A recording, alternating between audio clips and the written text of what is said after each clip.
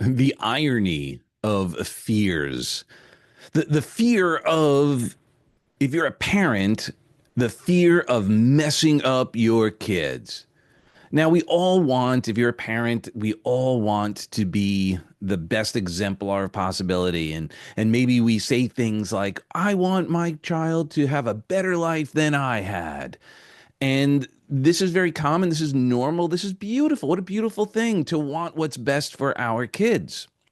But sometimes, maybe you've seen this or maybe you've experienced it, when we have this fear of not wanting to mess up our kids, not to screw them up, not to have them perhaps maybe model some of the non-resourceful negative behaviors that did when we were a child. Because I think we could all, if we're honest, we all had we have some skeletons in our closet. We all have done some things that we may not be so proud of, that are rather embarrassing. And we may even look back and go, thank God there weren't cell phones the way they are now, so everything could be documented. I'm sure there are much more images of things that the generation, perhaps a little younger than us, is everything is documented in a much different way. But what happens when we run this fear of messing up our kids is that we could actually end up becoming helicopter parents. Maybe, we see all those memes like the Gen X. Yeah, I'm Gen X, like, what we did, and, like how we didn't have helmets for everything, and our playgrounds were sand and rocks, not like the little bouncy stuff. How we would be, riding our bikes till whenever, and then, we knew it was time to come home when it got dark. Latchkey kids, where we come home after school, no one would be home. We'd take care of ourselves, feed ourselves, and then it started to swing. The pendulum swung differently, and I know that our parents had these same fears. And how did it show up in all parents? Well, it can often show up as being hyper critical. Maybe we see something like, "Ooh, that's going to be a problem." We get hypercritical, or we solve the problems for our kids because we don't want them to mess up. We bail them out. We help them too much on their, maybe on their homework, or things like that. And as time goes, what happens is we actually start to create the opposite that we want, right? Because we're fearing messing up our kids, yet we go in and we helicopter parent, and we sort of take care of and soften things, or maybe we're hypercritical. Could we then be messing up our kids? Because if you think about it, we want our children to be, ultimately, when they grow up, self-sufficient. We want them to be able to solve their own problems. We want them to be able to go out and try new things and explore life. And the challenge for parents, and I speaking as one, is that we also don't want, though, to see our kids get hurt. We don't want to see them be in pain. And oftentimes, by us sheltering them and by us protecting them too much, we actually are hurting them in the long run, because now they may not have the problem solving skills that are going to ultimately serve them. They may not have the uh, access, or the resourcefulness, access to their own resourcefulness, because we are constantly bailing them out, and we actually atrophy those muscles that are so important to learn and grow. And if you think about, your greatest successes have been when you've screwed up, when you've messed up, when you've had an issue and you had to deal with it. If we prevent our kids from having that opportunity, what are we actually teaching them? What are we teaching them? We're teaching them that there are no problems. And if there are problems, someone else is going to fix them, that they don't have to. So this can be a big challenge for us. So what we want to do is to help them generate a sense of independence, help them generate a sense of the ability, the knowing in themselves that they can solve problems, that they can take on challenges. It's a beautiful thing for them. Now, just a little side note around giving people the chance to solve their own problems. I know with kids sometimes, like, mom, dad, call so and so's parents and tell their kid not to do whatever. And there have been situations with our daughter who we don't do that, and we have done our best to train her on boundaries and emotional intelligence, and so she has a very high EQ. And there was a situation where like we're not really at this point worried about her being bullied or her not being able to take care of it because someone gave her a little bit of a hard time and she just stopped them dead in the tracks and said, "Look, what you're doing is not okay. If you continue to do that, I'm not going to be friends with you anymore." And that stopped. So we didn't go in and solve the problem for her. It's sometimes really like hard, right? Because you want to solve their problems. You want to make their life easy.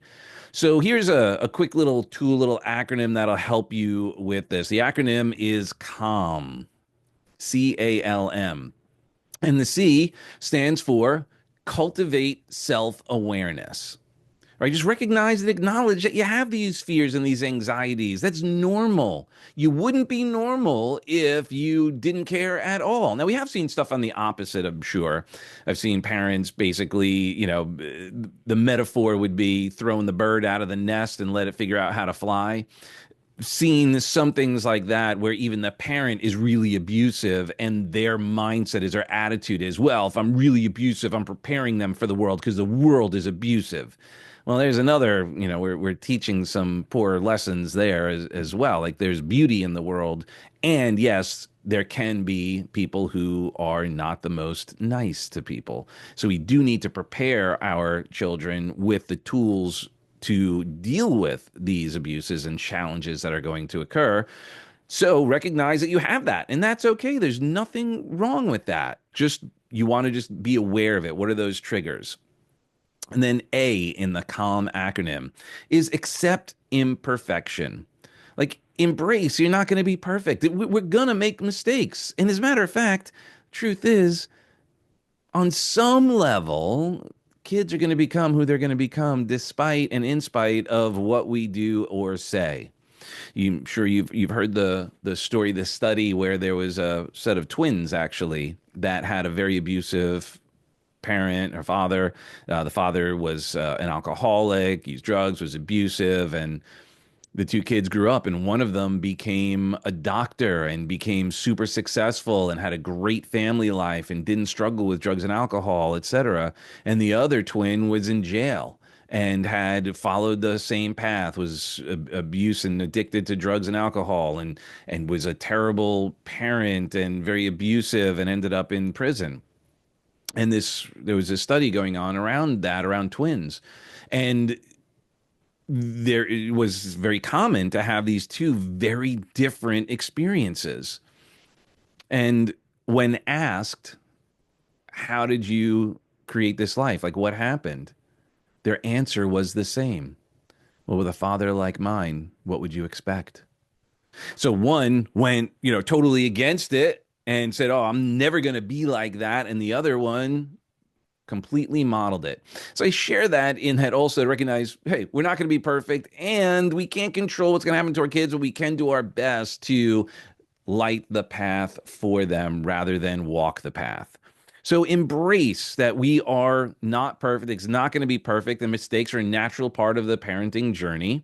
And I think on some level as well is accept your kids aren't going to be perfect. They're going to do things differently. They're going to have a different model of the world. There's going to be some things that they're going to totally adapt that we believe, some of our philosophies and all that. And they're going to be some that they're just going to be having their own opinions, and that's okay. So then L in that calm. So C is cultivate self-awareness, A is accept imperfection, L is let go of control or over control. Right? The ability to let our children experience life the way they want to experience it to a degree. Obviously, we don't let them run with scissors, unless they're drinking.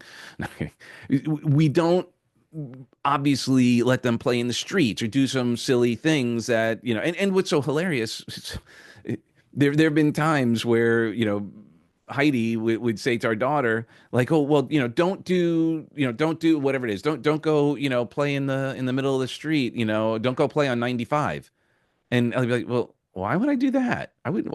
So it became a running joke, like, "Okay, don't lick the doorknob. like we would never do that. So there's that element that was that awareness of we were letting go and then making fun of it, having a sense of humor around it. Because when we get too wrapped up into it, then we're going to, start getting resentful, angry, and we get hyper focused. So, C, cultivate self awareness. A, accept imperfection. L, let go of over control. Let our children kind of have their own experiences. And then M is mindful interaction. So, what we want to do is engage with our kids in the present moment, right? We want to practice active listening and empathy, like understand them and get a feeling for like why are they doing what they're doing? Okay, so you made that decision, what was your desired outcome? Like walk me through that process. How did you evaluate this situation? What was the thing that stood out to you and it helped you make the decision to do X or to not do Y?